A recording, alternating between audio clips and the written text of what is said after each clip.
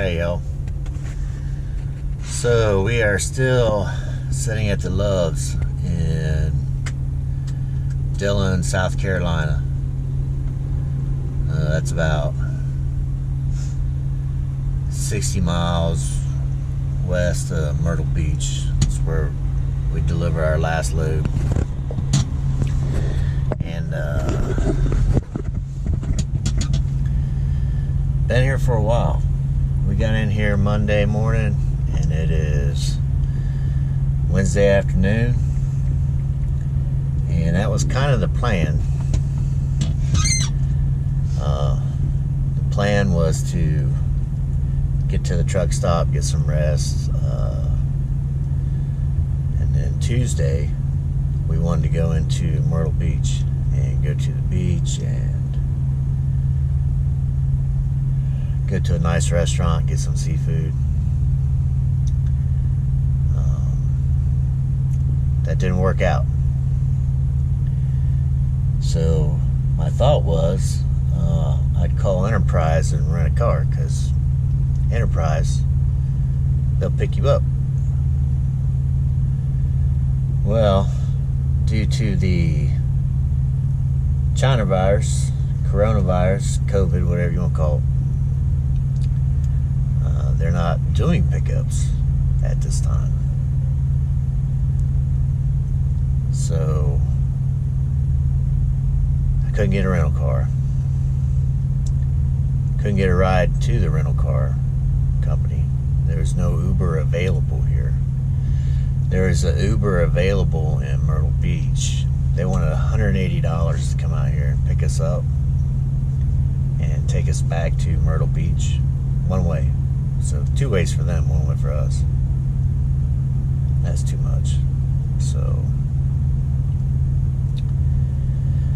around noon yesterday, we gave up. We were looking for hotels in the area down there, Myrtle Beach, that could accommodate trucks. There were none.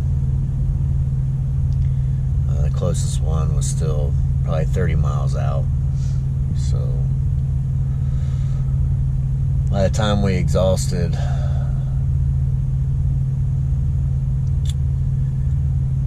all of our different ways that we could have gotten there, we just gave up and decided, let's start looking for a load. So we started got on DAT load board, and it took us a while. We finally was able to book a load through Convoy. I'm going to show you this load. I don't know how well it'll show up. I took a screenshot of it. I don't know how well it'll show up on the camera, but that's the load we booked. It was going to Aurora, Nebraska, and they had offered me this thing always goes off at exactly the wrong time. Another Thanksgiving ringtone. But I was talking to the broker from Convoy, and she was going to give me the load for $3,200, and so that was almost $3 a mile. That was good money. And going to Nebraska, that was a real good load. It was a little heavy, but we were going to have to go through the mountains, but it's good money. So booked a load through her, and she transferred me. I was not set up with Convoy, so she transferred me to one of their set up departments, whatever you want to call it.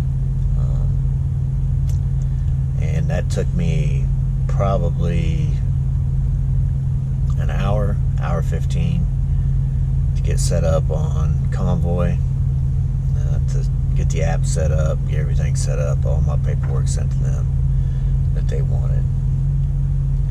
And when I was finished and I set up with Convoy, I asked them, okay, when am I going to get the rate con for that load?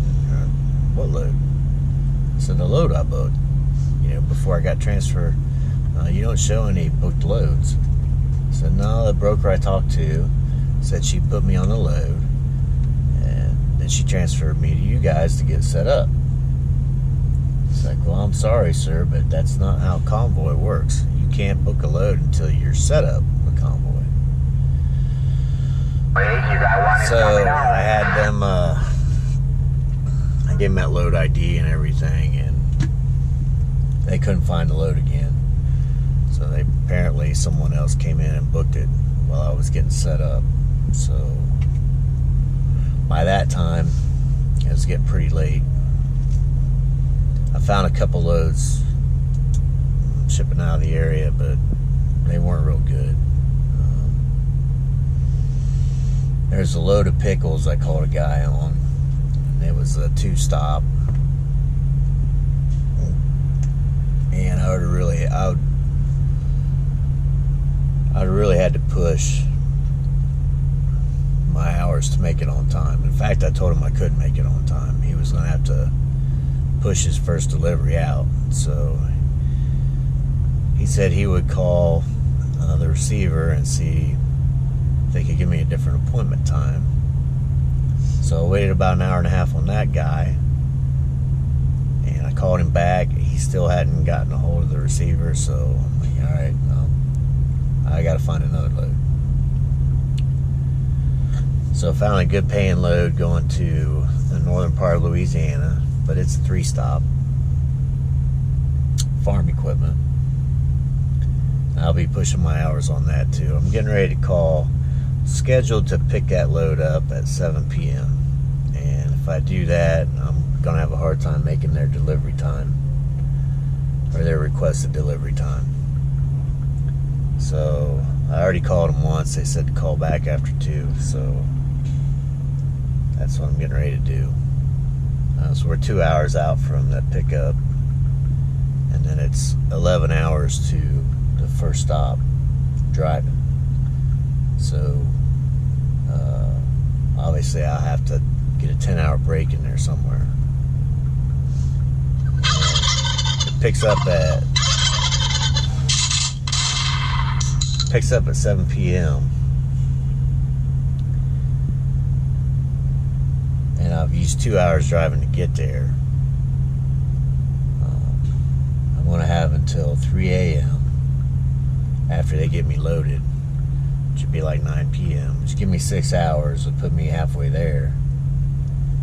But then I can't get back on the road again until 1 in the afternoon, and I have to deliver by 5, and that's really going to be pushing it. So I'm going to give them a call, see if we can get in early. We're getting ready to go into Love's here, stock up, get some cold drinks. Unfortunately, this particular Love's has not had any ice for the last 2 days. And the pop machine, and the little Arby's that's in here, they had ice, but then they quickly ran out because everyone was going in there to get ice. The men's bathroom is shut down.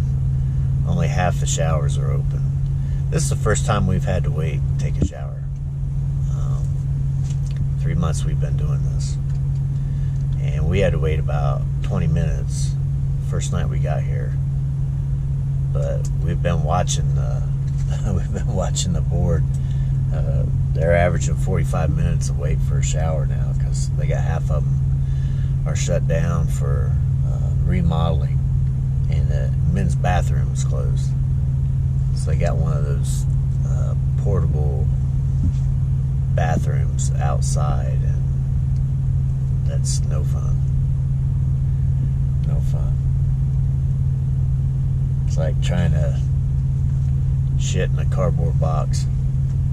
They're all cramped up. Terrible. But I'll be glad to get out of here. I'm tired of sitting here, for one. I'll get on the road and make some money. So hopefully call that shipper. We can get in there early. We can get out of here. Don't have to fuel up. But that's where we're at. So we get rolling. I get back with you.